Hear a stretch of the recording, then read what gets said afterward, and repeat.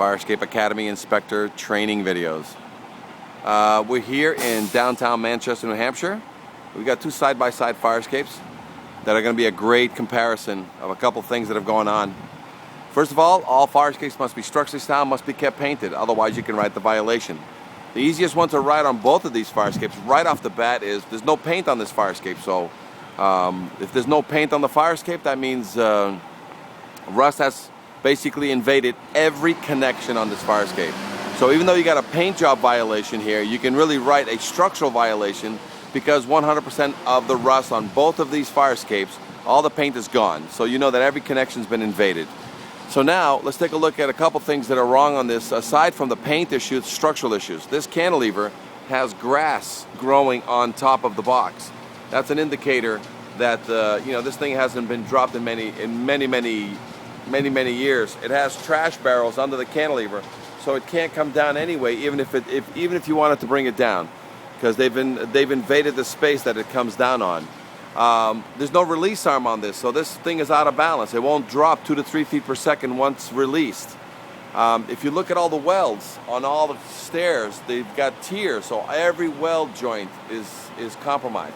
If you look up and we're looking for the square head bolts on this one, there's already hex head bolts on this, but they never painted the fire escape. So every one of those hex head bolts bolts are bad now because they're compromised. We don't know what rust is grown on behind them, so we wouldn't sign off on those. We've got cement spalling at every joint of the supports going into the building on this fire escape. That's another reason to write a violation on this one. The gussets have original square head bolts on it on this fire escape. So just tons and tons. The pivot arm, which got hit before, is not properly attached, and it's pulling away from the building. Look at that. So many things wrong with this fire escape here on this fire escape, and all of them having to do with structural and the fact that there's no paint on it. It needs a 100% paint job. So there's a repair, paint, and test violation on this one. Now let's take a look at this one over here, where it looks like somebody's been here recently. We got some shiny new bolts on the fire escape. It looks like they went up and they put some shiny new bolts up above and shiny new bolts up above on the treads. That's all great, but where's the paint job? 100% of this fire escape has no paint on it, so the fact that they put bolts into this thing, we don't know when, the rust was never cleaned out of the connection. So if you look at the connections of the stringer, there's new bolts, but the rust is still in there. So if the rust is still in the connection, that means now the new bolt is getting rust, eating on it every day because they were not sealed. So original square head bolts still on the fire escape, so that means the superstructure needs to be redone. The tread's got rust in the connection between the stringer and the tread. Even though it's got a new bolt, that new bolt's being eaten away as we speak because they never painted the fire escape. What's important is that you just can't change bolts on a fire escape and then make it pass. It must be structurally sound, must be kept painted. The fact that you had to change the bolts was because the fire escape was all rusty. Once you change all the bolts on this fire escape, you gotta paint it in order to maintain the integrity of the bolts.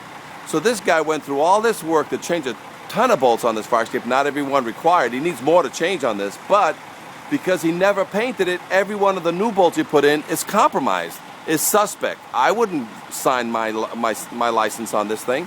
So this is one of those catch-22s. When you change the bolts, you got to remove 100% of the rust in the connection, rebolt the connection, then seal the connection with silicone, then paint the fire escape.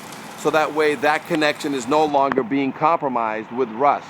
So this fire escape also has no release arm on the thing. If it wants to come down, it's got barrels in its way, and it needs a full paint job, and you got cement issues along the wall. So you got structural and you've got paint job violations on this particular fire escape, as well as this fire escape standing next to it. If you have any questions on any of this video or any additional videos you've been watching, give us a call at 866-649-0333 or visit our website, Michael, at fireescapesengineers.com.